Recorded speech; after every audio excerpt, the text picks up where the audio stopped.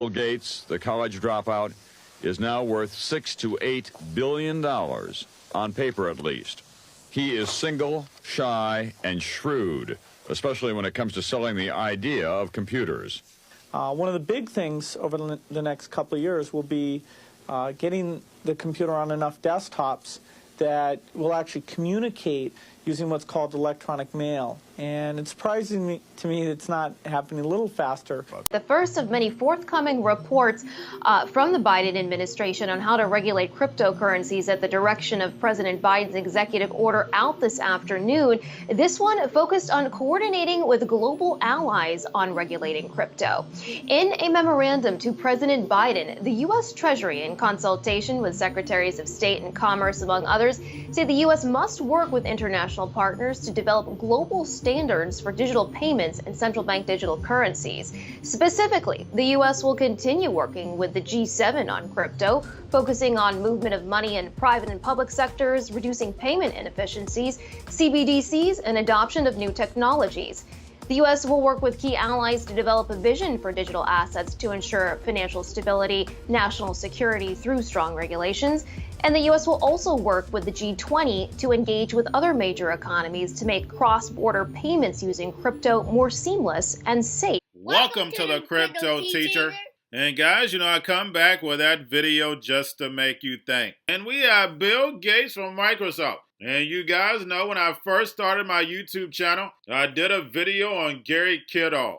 And that is the one who should be getting credit for Microsoft. We know Bill Gates stole the actual software the same way he's running around here acting like a doctor. He's an NWO puppet. We know they believe in stealing, not creating. That's the reason why they created the patent office. They steal your ideas and then go patent it.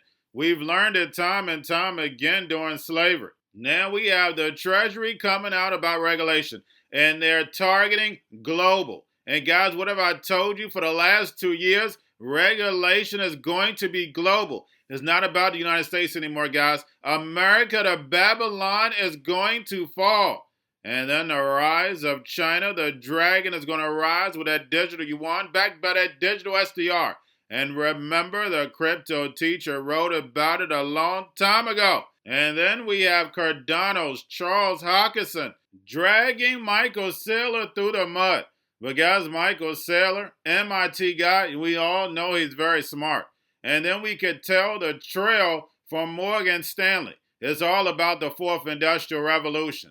Bitcoin could have scaled and we wouldn't have over 20,000 cryptos. But we know the central banks took over the core of Bitcoin, and then all of a sudden we have Bitcoin Lightning. And we know Bitcoin Lightning fixes all the issues that Bitcoin has. Plus, last year, Bitcoin got the Taproot upgrade. But guys, remember, crypto means hidden message, hidden meaning. That's the reason why Cardano teamed up with SingularityNet. These cryptos are for the robots, algorithms, and drones. And remember, the Cryptoteacher told you because he knows. When it comes to the New World Order, it's all planned out. You have a wonderful day.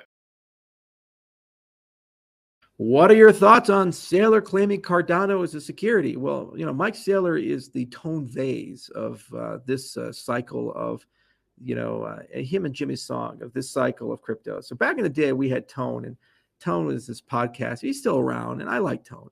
But he had this thing, it's like everything's a scam. It's a scam. It's a scam. Oh, it's a scam. Oh, my God, it's a scam. Everybody's scamming. He even had this thing called the Scammies. It was his awards ceremony, the Scammies. So now we got Mike Saylor. He's like, Bitcoin is the way. Again, it doesn't do anything for RealFi. I can't build a decentralized power grid. I can't build a centralized telecommunications company. I can't build a centralized compute. I have no identity solution. It's not programmable, so I don't have dApps and DeFi. I can't even issue an asset, so I have no NFTs, right? It's all outside of that. But don't worry, layer 2 protocols that are highly centralized will somehow solve all of this. Great. So that's great. It's the best thing ever, and it's so magical, and who cares about the mining and all this? Everything else is scam, and everything else is security. Nobody controls it. It's completely decentralized, far more than Bitcoin. Has more use and utility. People buy the token not to speculate, which is the only thing they can do with Bitcoin. They buy the token to use it for stuff, I don't know, medical records and whatever the hell else they're doing. because of his real life utility. But that's a security. But the thing that only thing you can do is speculate on is not with Bitcoin. And so, it's got to work. If it doesn't work the way he hopes, he goes bankrupt.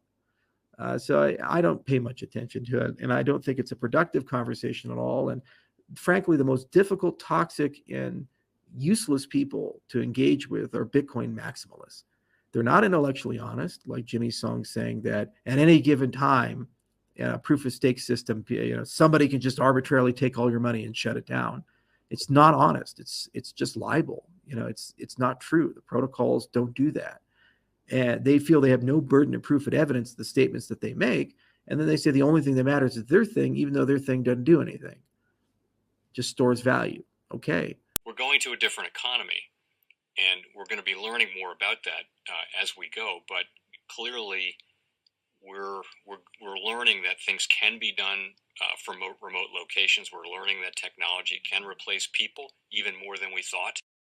We're not going back to the same economy. We're recovering, but to a different economy, and it'll be one that is more leveraged to technology. And I worry that that is going to make it even more difficult than it was for many workers. In Silicon Valley, and my friends who work in technology know that what we did to the manufacturing workers, we are now going to do to the retail workers, the call center workers, the fast food workers, the truck drivers, and then even bookkeepers, accountants, insurance agents, lawyers, and on through the economy. So what happened to the manufacturing workers is a very clear sign. This effort, and China has big plans for this. They intend to seed their digital yuan into the global environment by giving it away to visitors at next winter's Olympics. When they arrive at the airport, they're going to get yuan digital wallets. They're going to receive digital yuan. They're going to use it throughout their visits to Beijing, and then they're going to take it back to their home countries. They see this as a huge advantage. Why? Because who controls the underlying protocols, who controls the underlying standards of the future of money will control the future of money.